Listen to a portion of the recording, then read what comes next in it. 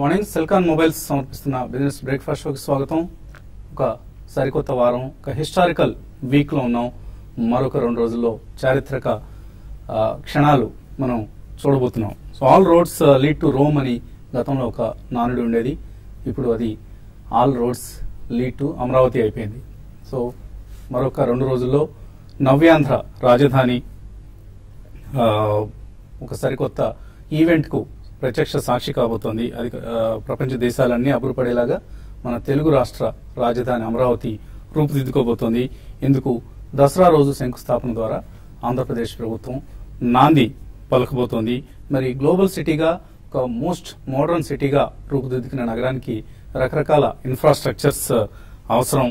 So అన్ని రకాల హంగులు, వసతి సదుపాయాలు కూడా అవసరం. ఇందులో ప్రభుత్వం పాత్ర ఎంత ఉంటుందో ప్రైవేట్ సెక్టర్ పాత్ర కూడా అంతకంటే ఎక్కువగా ఉంటుంది. ఇన్ఫాక్ట్ ప్రైవేట్ సెక్టరే మేజర్ రోల్ ప్లే చేయాల్సి ఉంటుంది. ప్రభుత్వం కేవలం ఒక అడ్మినిస్ట్రేటివ్ బిల్డింగ్స్ లాంటివి లేదా బేసిక్ ఇన్ఫ్రాస్ట్రక్చర్ మాత్రం ప్రొవైడ్ చేస్తుంది. తర్వాత సదుపాయాలన్నీ కూడా ప్రైవేట్ సెక్టరే ఏర్పాటు చేయాల్సి ఉంటుంది. సో రాబోయే నూతన రాజధానిలో హౌసింగ్ ఇన్ఫ్రాస్ట్రక్చర్ అంటే సొంత ఇల్లు సమకూర్చుకోవాలని అందరికీ ఆశ ఉంటుంది. అటువంటి ఆశను తీర్చే బాధ్యత ప్రైవేట్ సెక్టర్దే. సో ఇందులో భాగంగా విజయవాడలో leading real estate company LEPL Lingamaneni estates private limited ఆధ్వర్యంలో విజయవాడ గుంటూరు జాతీయ రహదారి మంగళగిరి దగ్గర మిడ్ వ్యాలీ సిటీ పేరుతో బహుళ అంతస్తుల అపార్ట్మెంట్స్ నిర్మాణం జరగబోతోంది. సో 19 నుంచి 29 అంతస్తుల దాకా ఉండే ఈ అపార్ట్మెంట్స్ నిర్మాణాలకు భూమి పూజ, శంకుస్థాపన నిన్న నిర్వహించారు మంత్రులు పత్తిపాటి పుల్లారావు, దేవినేని ఉమా వీళ్ళిద్దరు కూడా. అలాగే అంతర్జాతీయ ప్రమాణాలకు అనుగుణంగా అండర్ కేబుల్ 14 లక్షల చదరపు అడుగుల్లో షాపింగ్ మాల్స్, 10 ఎకరాల్లో ఒక 600 అపార్ట్మెంట్స్ నిర్మిస్తామని, 2.5 ఏళ్లలో వీటన్నిటిని కూడా అందుబాటులోకి తీసుకొస్తామని LEPL అధినేత ఎల్ రమేష్ బాబు చెప్తున్నారు. మిడ్ వ్యాలీ సిటీ అనే పేరుకి మంచి స్పందన ఉంది. అలాంటిది ఇది మంచి లొకేషన్ లో ఉంది. వెనకమాల మంచి కొండలు, ఆ రకమైన వ్యూస్ తో ఈ ప్రాజెక్ట్ డిజైన్ చేయబడింది. దాని కారణంగా మిడ్ వ్యాలీ సిటీ అని పేరు పెట్టాం. ఈ మిడ్ వ్యాలీ సిటీలో 14 లక్షల స్క్వేర్ ఫీట్ మాల్, 10 ఎకరాలు, అది 600 అపార్ట్మెంట్లు, 585 అపార్ట్మెంట్లు 6 ఎకరాల్లో, 27 ఫ్లోర్లు, 19 ఫ్లోర్లు, క్లబ్ హౌస్లు పైన. దీంట్లో ప్రత్యేకత ఏంటంటే ప్రతి బ్లాక్ లోనూ ఒక లాంజ్ ఇచ్చాం. టాప్ ఫ్లోర్ లో ప్రతి ఒక్కరికి ఇంటికే కాకుండా బయట లాంజ్, టాప్ ఫ్లోర్ లో వ్యూతో ఉండే లాంజ్ ఇచ్చాం. వాళ్ళందరూ అక్కడ వచ్చిన గెస్టులను తీసుకుని hotel 5 star facilities type of lounges ఏర్పాటు చేశాం. క్లబ్ హౌస్లు ఉన్నాయి, మంచి గ్రీన్ ఎన్విరాన్మెంట్. అండ్ ఈ ఇంటర్నేషనల్ స్టాండర్డ్స్ లో చేస్తున్న ఈ ప్రాజెక్ట్ ని 3000 కార్ పార్కింగ్లు, ఈ అమరావతి క్యాపిటల్ రీజన్ శంకుస్థాపన జరగబోతున్న సందర్భంలో ఈ ఇంటర్నేషనల్ ఫీలింగ్, ఈ ఇంటర్నేషనల్ దీంతో మేము కూడా మా వంతు దీంతో మేము క్యాపిటల్ సిటీకి కానీ, బాబు గారికి కానీ ఆయన సారథ్యంలో జరుగుతున్నది మేము కూడా ఒకటి చూపించాలని మా తరపు నుంచి ఇటువంటి ప్రాజెక్ట్ ఒకటి రిలీజ్ చేశాం. దీంతో పాటు కొన్ని 100 కంపెనీలు వస్తాయని ఆశిస్తున్నాం. ఇలాంటి ప్రాజెక్టులు బోల్డ్ అని కడతారు అమరావతి క్యాపిటల్ రీజన్ లో కానీ, ఇది కానీ ఇంకా పెద్ద పెద్ద ప్రాజెక్టులు వస్తాయి. 100 ఫ్లోర్లు వస్తాయి. 27 ఫ్లోర్లే 100 ఫ్లోర్లు కట్టే పరిస్థితి ఉంది క్యాపిటల్ రీజన్ లో. ఇప్పటిదాకా హైదరాబాద్ తదితర నగరాల్లో మాత్రమే మనం ఆకాశ హార్మ్యాలు అంటే స్కై రైజ్ బిల్డింగ్స్ మనం చూసాం. ఇప్పుడు ఇక విజయవాడ వంతు. సో విజయవాడలో కూడా ఇటువంటి నిర్మాణాలు మరిన్ని రావాలని LEPL మిడ్ వ్యాలీ ప్రాజెక్ట్ ఏదైతే ఉందో ఇది ఒక చక్కటి లివింగ్ అండ్ ఎంటర్టైన్మెంట్ డెస్టినేషన్ గా రూపుదిద్దుకోవాలని కోరుకుందాం. ఇక మార్కెట్స్ విషయానికి వస్తే ఏషియన్ మార్కెట్స్ లో ప్రస్తుతం కొంత పాజిటివ్ ట్రెండ్ కనిపిస్తోంది. మిక్స్డ్ ట్రెండ్ అని చెప్పుకోవచ్చు. చైనీస్ Q3 GDP డేటా కొద్దిసేపటి క్రితం వచ్చింది. మార్కెట్ అంచనాల కంటే స్లైట్లీ బెటర్గా వచ్చింది. 6.8% ఉంటుంది. Q3 GDP ఫిగర్ అనుకుంటే 6.9% వచ్చింది. దీంతో కొంత ఏషియన్ మార్కెట్స్ లో స్ట్రెంత్ కనిపిస్తుంది. వీక్ గా ఓపెన్ అయినప్పటికీ లాసెస్ తగ్గించుకునే ప్రయత్నం ఉన్న Asian markets. SGX Nifty trend బట్టి చూస్తే flat to slightly week opening మనకు ఉంటుందని అనిపిస్తుంది. లాస్ట్ వీక్ మాత్రం షార్ట్ కవరింగ్ ర్యాలీ చూసాం మనం. నిఫ్టీ తిరిగి 8200 లెవెల్ ని సాధించుకుంది. సో ఫారిన్ ఫ్లోస్, కొంత ఫారిన్ ఇన్వెస్టర్స్ నుంచి వచ్చే ఫ్లోస్ కొంత స్టెబిలైజ్ అయ్యాయి. ఎర్నింగ్స్ డిసప్పాయింట్మెంట్ మనం చూసాం. ఇన్ఫోసిస్ కావచ్చు, TCS కావచ్చు, HUL, టాటా స్పాంజ్ ఇటువంటి కంపెనీస్ అన్ని డిసప్పాయింట్ చేసినప్పటికీ కూడా మార్కెట్ స్టెబిలైజ్ కాగలిగాయి. నష్టాలు అంతగా మనకు కనపడలేదు. అండ్ వీకెండ్ లో వచ్చిన రిజల్ట్స్ చూస్తే RIL numbers Friday market hours తర్వాత వచ్చాయి. Q1 నెంబర్స్ చాలా చాలా స్ట్రాంగ్ గా, Q2 నెంబర్స్ బెటర్ గా వచ్చాయి. రిఫైనింగ్ మార్జిన్స్ 7-year హైని తాకాయి. సో అందరూ రిఫైనింగ్ మార్జిన్స్ చాలా పూర్గా ఉంటాయి, తగ్గుతాయని అనుకున్నారు, కానీ better than expected 7-year highs దగ్గర రిఫైనింగ్ మార్జిన్స్ రావడం చూసాం. రిటైల్ సేల్స్ బాగా పెరిగాయి. క్యాష్ ఆన్ బుక్స్ 85,000 crores దాటింది. సో ఇవన్నీ కూడా RIL కి సంబంధించిన రిజల్ట్స్ హైలైట్స్. సో ఇవాళ బహుశా పాజిటివ్ గా రెస్పాండ్ అయ్యే అవకాశం కనిపిస్తుంది RIL స్టాక్ ఓపెనింగ్ లో. Foreign institutional investors 437 crores stock ను క్యాష్ మార్కెట్స్ లో ఫ్రైడే రోజు కొనడం చూసాం. DIIs కూడా 102 కోట్ల రూపాయల బయింగ్ చేశారు. సో మేబీ 8200 పైన అందరూ ఎదురు చూస్తున్న ఒక రెసిస్టెన్స్ ని దాటి ఒక బ్రేక్అవుట్ లాగా వచ్చింది. దీనికి ఫాలో బయింగ్ ఇవాళ కనుక యాడ్ అయితేనే మనం 8250, 8300 లాంటి రెసిస్టెన్స్ ను క్రాస్ చేసి మార్కెట్స్ పైకి వెళ్ళగలుగుతాయి. బట్ ఇవాళ ఫాలో బయింగ్ ఉంటుందా లేదా అన్నది మనకు వేచి చూడాల్సిన అంశం. అలాగే HCL Tech Q1 రిజల్ట్స్ ఇవాళ ఇప్పుడే కొద్దిసేపటి క్రితం వెలువడ్డాయి. సో ఆల్మోస్ట్ మార్కెట్ అంచనాలకు అనుగుణంగా వచ్చాయి, కొద్దిగా తక్కువ వచ్చాయని చెప్పుకోవచ్చు. అంటే నెట్ ప్రాఫిట్ బాటమ్ లైన్ మాత్రం 1726 crores దగ్గర కొద్దిగా తక్కువగా వచ్చింది మార్కెట్ అంచనాల కంటే. Top line is almost on par with the market estimates. అలాగే డాలర్ రెవెన్యూ, ఎబిటా మార్జిన్స్ కూడా బాగానే కనిపిస్తున్నాయి. కానీ HCL Tech గతంలోనే రెవెన్యూ వార్నింగ్ ఇచ్చింది కాబట్టి ఈసారి ఎక్స్పెక్టేషన్స్ అంతగా లేవు. ఎక్స్పెక్టేషన్స్ కి మ్యాచ్ చేస్తూ వచ్చాయి. మేబీ ఇతర ఐటీ స్టాక్స్ లాగానే దీన్ని కూడా రిజల్ట్ తర్వాత కొంచెం హ్యామర్ చేసే అవకాశం కనిపిస్తుంది. ఎలా ఓపెన్ అవుతుంది అన్నది మరి కాసేపట్లో మనకు అర్థమవుతుంది. మార్కెట్స్ పరిస్థితి గురించి మాట్లాడేందుకు మనతో అనలిస్ట్ సిద్ధంగా ఉన్నారు. సో ఎటువంటి ట్రెండ్ మీరు ఎక్స్పెక్ట్ చేస్తున్నారు? ఎర్నింగ్ సీజన్ డిసప్పాయింట్మెంట్స్, అలాగే మిక్స్డ్ ట్రెండ్ కానీ కొనసాగుతూనే ఉంది. Yeah, I think Reliance result was a surprise అండి. సో I think definitely దాని తరఫున ఫాలో ఆన్ బయింగ్ అనేది కొద్దిగా జరగచ్చు మనకి. అండ్ కొద్దిగా ప్రైమ్ లెవెల్స్ కూడా బ్రేక్ చేసింది ఆన్ ఫ్రైడే. కాబట్టి ఐ థింక్ చాలా రోజుల తర్వాత మ్యానుఫ్యాక్చరింగ్, ఎస్పెషలీ మనకి oil and gas stocks world wide అంత ఆశాజనకంగా లేనప్పుడు మనకి GRMs రిలయన్స్ పెరగడం అనేది అండ్ పెట్కెమ్ బిజినెస్ డెఫినెట్లీ పెరగడం అనేది it's a very positive sign for the market. So కొద్దిగా మనకి గత 2 to 3 months లో IIP డేటా ఇవన్నీ కూడా స్వల్పంగా బాగానే ఉన్నాయి కాబట్టి ఐ థింక్ మోర్ ఓవర్ మనకి ఇన్ఫ్లేషన్ అనేది ఎక్సెప్ట్ పల్సెస్ మిగతా అన్ని కూడా కట్టుదిట్టంగా ఉన్నాయని చెప్పేసి మనం అనుకుంటున్నాం. సో గోయింగ్ ఫార్వర్డ్ కొద్దిగా మనకి 7th పే కమిషన్ కూడా వస్తుంది కాబట్టి డెఫినెట్లీ మేజర్ నెగటివ్ న్యూస్ మాత్రం మనకు అంతగా ఉండదండి. ఓవరాల్ గా I think it should going to be slightly positive only going forward. ఒక బీహార్ ఎలక్షన్ అనేది it's a very crucial election. దాని తర్వాత ఒకవేళ ఎన్డీఏకి అంతగా పాజిటివ్ గా రాకపోయినా ఆర్ మేబీ నెగటివ్ గా వచ్చినా there can be strong and ferocious correction, knee jerk reaction అనేది ఉంటుంది. బట్ ట్రెజెక్టరీ అనేది I think it's slightly positive than negative అనేది చెప్పుకోవాలి. నెక్స్ట్ ఫ్యూ డేస్ రిజల్ట్స్ పరంగానే మార్కెట్ బిహేవ్ చేస్తుంది.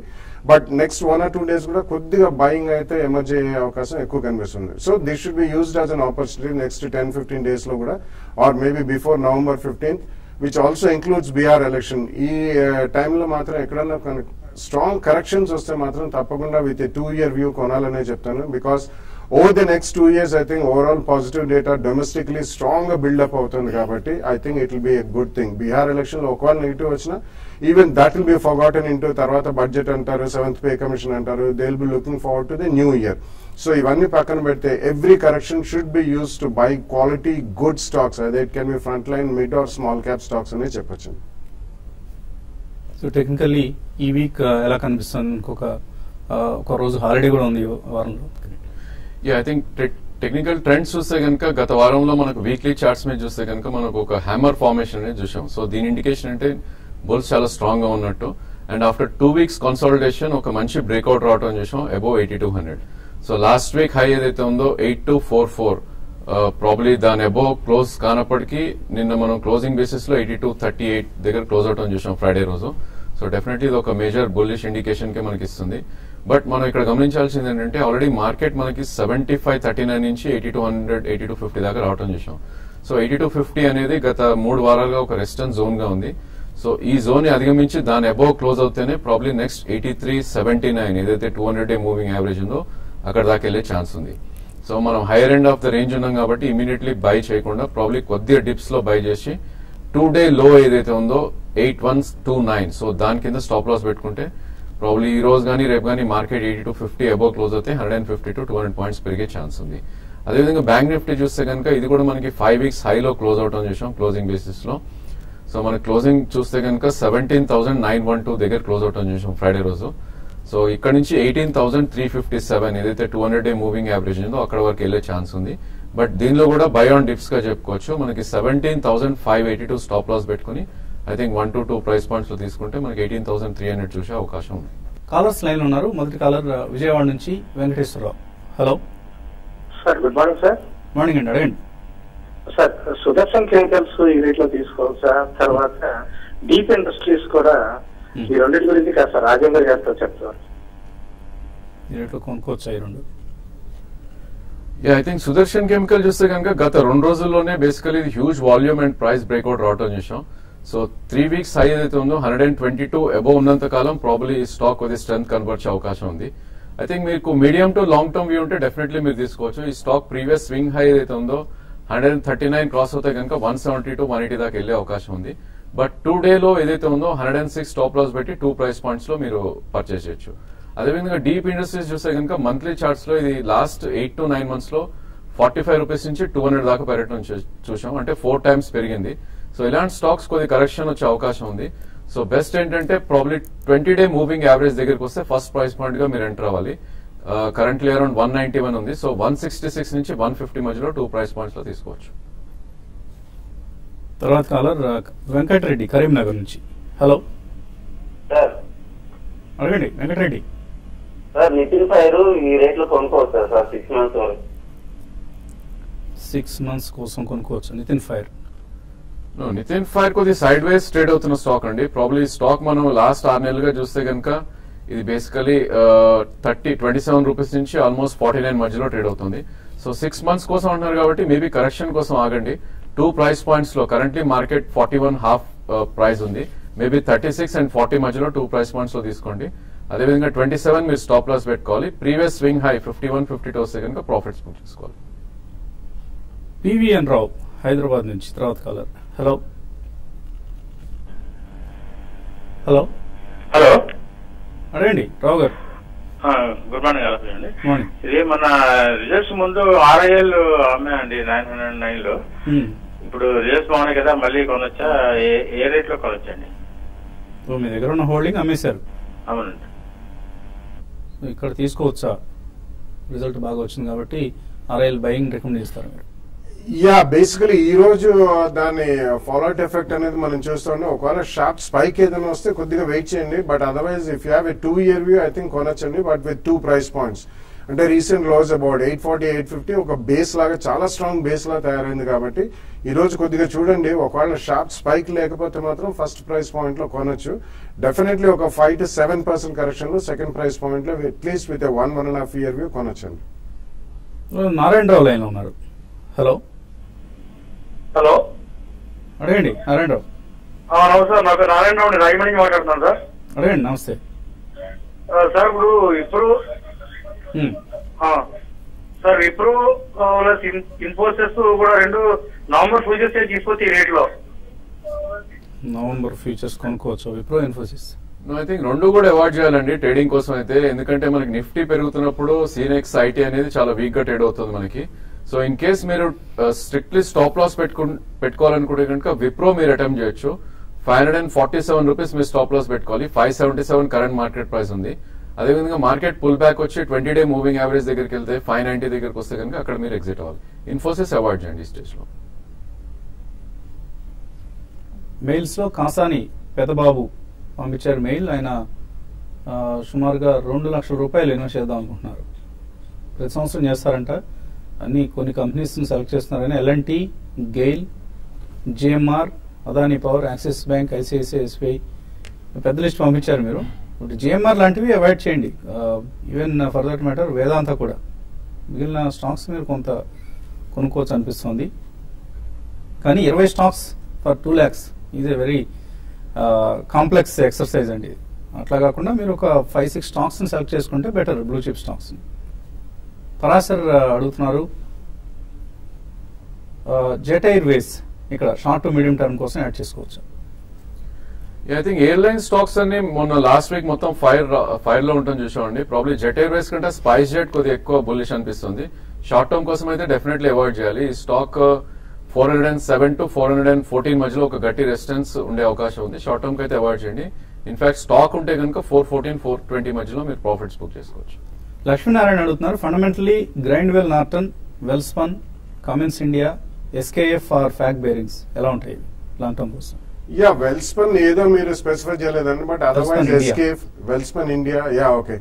So I think they are all very good companies అండి. Grindwell Norton కానీ, SKF bearings కానీ, వెల్స్పన్ ఇండియా కానీ, they're all really good companies fundamentally. So మీరు ఒకవేళ ఇన్వెస్ట్ చేయదలుచుకుంటే డెఫినెట్లీ 2 ప్రైస్ పాయింట్స్ లో with at least 2-3 year you can go ahead and buy. Karunareddy అడుగుతున్నారు, సూర్యో foods fundamentals ఎలా ఉన్నాయి, ఈ రేట్లో తీసుకోవచ్చా? No, I don't track that company. కోకొండ్ల Rahul అడుగుతున్నారు, బెర్జర్ పెయింట్స్ కొన్నారు ₹220 షార్ట్ టర్మ్ కోసం, ఎటువంటి సలహా ఇస్తారు? ఐ థింక్ మనకి పెయింట్ ఇండస్ట్రీ కొద్దిగా సైడ్ వేస్ లో ట్రేడ్ అవుతున్న స్టాక్ అండి. ఇన్ఫాక్ట్ ఏషియన్ పెయింట్స్ కూడా ఒక టైట్ రేంజ్ లో ట్రేడ్ అవడం చూస్తున్నాం మనం. సో బేసికలీ షార్ట్ టర్మ్ కోసం అంటే I think you should have stop loss below 219. So 224 current market price ఉంది. మేబీ 219 and 235 రేంజ్ లో ట్రేడ్ అయ్యే అవకాశం ఉంది. Maybe upper side of the range I think you should exit the position. Srikanth Murari Shetty అడుగుతున్నారు, Spenta International long term కోసం ఎలా ఉంటుంది? SPENTA, Spenta International. No, I don't track that stock. Karthikeya అడుగుతున్నారు, game changer Moneycontrol site నుంచి గేమ్ చేంజర్ అనే advice తీసుకుంటారట. Average return ఎంత expect చేయొచ్చు? ఇవన్నీ మనం చెప్పలేని విశేషాలండి. వాళ్ళే ఎటువంటి ప్రామిస్ చేస్తున్నారో చూడండి, మీరు అబ్జర్వ్ చేయండి. క్యాస్టెక్ టెక్నాలజీస్ని ₹40 కొన్నారు రామారావు, యావరేజ్ చేయొచ్చా? No, అందులో కంప్లీట్ డెట్ రీస్ట్రక్చరింగ్ ప్రక్రియ మొదలైందండి. అందుకని there can be sharp spurts, కానీ రిస్క్ మాత్రం చాలా హైగా ఉంటుంది. So if you can take the risk, probably మీరు కొన్న ప్రైస్ లో స్టాప్ లాస్ పెట్టి ఎక్కడన్నా స్పర్ట్స్ వచ్చినప్పుడు definitely you should book profits. It's not still a long term investment bet. Thati Srini అడుగుతున్నారు, ఇండియా సిమెంట్స్ గురించి తెలుసుకోవాలనుకుంటున్నారు, 1 year కోసం కొనుక్కోవచ్చా ఇక్కడ? లాస్ట్ 2-3 years గా ఏం పర్ఫార్మ్ చేయట్లేదండి స్టాక్ చూస్తే కనుక. ప్రాబ్లీ దీని ట్రేడింగ్ రేంజ్ చూస్తే కనుక ప్రాబ్లీ మొన్నట్లో ఏదైతే ఉందో ₹63 నుంచి 104 దాకా ట్రేడ్ అవుతుంది. సో 1 year వ్యూ ఉంటున్నారు కాబట్టి 2 ప్రైస్ పాయింట్స్ లో కరెంట్ మార్కెట్ ప్రైస్ లో 50%, 83 లో, అదేవిధంగా ₹15 కరెక్షన్ వస్తే 50% తీసుకోండి. 105 to 110 వచ్చే అవకాశం ఉంది. జె శ్రీనివాస్, DCB 108లో కొన్నారు, ఇప్పుడు ₹92 ఉంది. అందరూ 150 అవుతుందంటే కొన్నారంటే, ఇప్పుడు అందరూ ₹80 అవుతుందని చెప్తున్నారు, ఏం చేయాలి? Well, actually, quarter result and their commentary and within 1 year, doubling of branches and also the head count. Ivanni chesi chaala aggressive expansion plans adi declare chesaru, and profitability anta asajanakam undadu over the next 24 to 30 months ani company management వాళ్ళే వచ్చి disclosures ఇచ్చారు కాబట్టి దాన్ని strong గా కొట్టారండి. మీరు ఒకవేళ second price point లో కొనదలుచుకుంటే I would request wait, ఒక స్టెబిలిటీ వచ్చి ఒక 3 to 5 days ట్రేడ్ అయిన తర్వాత కొనండి. తర్వాత వాళ్ళు కొద్దిగా రివిజన్ కూడా చేశారు commentary. Probably over the next 1 or 2 years మీకు యావరేజ్ ప్రైస్ నుంచి డీసెంట్ గా రిటర్న్ వచ్చే అవకాశం ఉంది. బట్ నాట్ ఇమీడియట్లీ, చూడండి ఈ వారం చూసిన తర్వాత next week you can take a bet. Tech Mahindra ₹740 కొన్నారు దుర్గా ప్రసాద్. అలాగే టాటా స్పాంజ్ 757 కొన్నారు, వస్తాయి రేట్లు? Tata Sponge, I think it's a bit difficult immediately, but Tech Mahindra, I think second price point lo koncham stability vachin tarvata konukunte koddiga average cost tagutundi media over the next 12 to 18 months tapakunda vache avakasam undi. Venkat అడుగుతున్నారు, Adani enterprises, G media, ఈ రెండు కొనుక్కోవచ్చు ఇక్కడ long term కోసం, అలాగే Adani transmission కూడా? I don't think so అండి. I think Z Entertainment is a better stock, maybe 2 price points lo adi konochu Z Media kante kuda. Adani Enterprises and Adani transmission ఇవన్నీ కూడా they are very very long term bets. So అంత capital appreciation అనేది ఉండదు కాబట్టి I think you should avoid them.